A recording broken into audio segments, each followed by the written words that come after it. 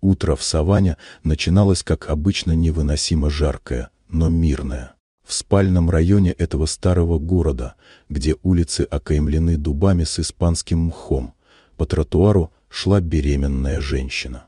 Ее звали Клэр, 30-летняя, изможденная, с бледным лицом и пустым взглядом. На ней было выцветшее голубое платье, а волосы небрежно собраны. Живот выдавался вперед, тяжело и неестественно. Рядом с ней шагал пес-дворняга по кличке Джет. Его шерсть черно-рыжая, поведение тревожное. Он оглядывался, издавая резкие, настойчивые звуки, будто пытался остановить ее. Но Клэр упорно двигалась вперед по направлению к своему дому.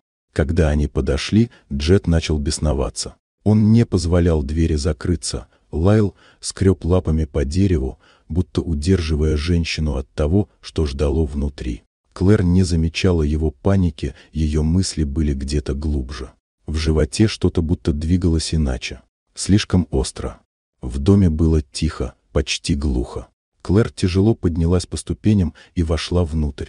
За ее спиной дверь чуть не захлопнулась, но Джет снова встал на лапы, удерживая ее.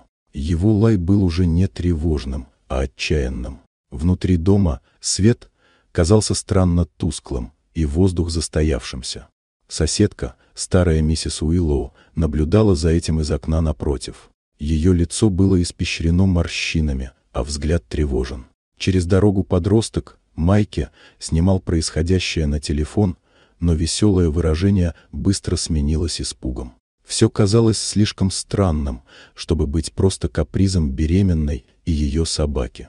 Через несколько минут к дому подъехала полицейская машина. Из нее вышли двое: офицер Томпсон, высокий и молчаливый, и его напарница Элли. Джет сразу метнулся к ним, затем обратно к двери, подзывая. Клэр открыла бледная, держащаяся за живот, с широко раскрытыми глазами. Полицейские вошли в дом. Свет внутри был неестественно холоден. Они прошли внутрь туда, где все будто застыло. На полу кукла, чашка с недопитым чаем, в углу неровно лежащий ковер. Томпсон наклонился, откинул край. Под досками старая простыня, пятна на которой говорили громче слов.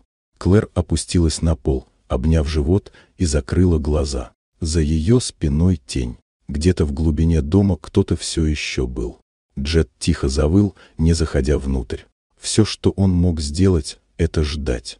Вот такая удивительная история. Дорогие друзья, если вам понравилось видео, поставьте лайк, а также подписывайтесь на канал, впереди еще много интересного.